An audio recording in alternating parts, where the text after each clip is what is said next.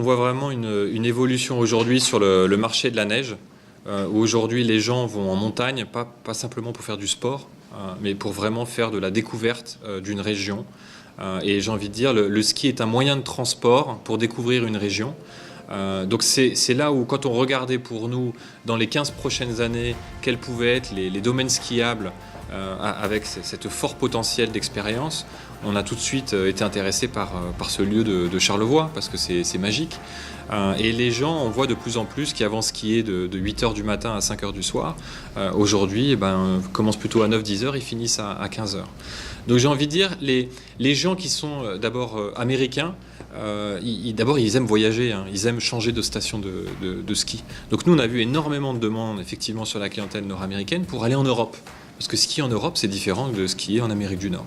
On a vu aussi des clients nord-américains qui partaient au Japon, ce qu'on n'avait jamais vu auparavant. Il y a beaucoup plus de transport, mais c'est sûr qu'un arrêt à Tokyo avant d'aller skier, et c'est de la très bonne neige, c'est aussi un ski qui est différent. Mais c'est surtout l'expérience qui est différente. Donc on pense que cette clientèle, aujourd'hui, la nouvelle clientèle qui vient faire une expérience de montagne, cherche justement cette diversité et quelque chose au-delà du ski. Donc ils pourront très bien aller à Val Thorens, qui est une station qui est réputée, c'est un des plus grands domaines skiables avec tous les types de ski. Et puis derrière avoir cette expérience alpine, ils auront envie de découvrir le Québec, qui est une expérience complètement différente, à la fois en neige. C'est du ski avec la vue sur le Saint-Laurent. Il y a des sous-bois qu'on n'a pas à Val Thorens. On a des luges qu'on n'a pas à Val Thorens. On a du kayak de glace qu'on n'a pas à Val Thorens. On a Québec qu'on n'a pas à Val Thorens. Et j'ai envie de dire, la force de ce projet dans Charlevoix, c'est la diversité des expériences qu'on peut faire autour du ski et pas simplement du ski.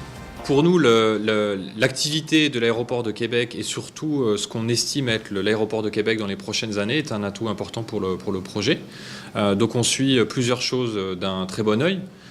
C'est d'abord le travail qui est aujourd'hui fait par l'aéroport pour avoir les douanes américaines directement à Québec, comme on l'a aujourd'hui à la fois dans d'autres villes du Canada, mais aussi pour nous dans les Bahamas, par exemple, ou même je sais au Japon et en Angleterre.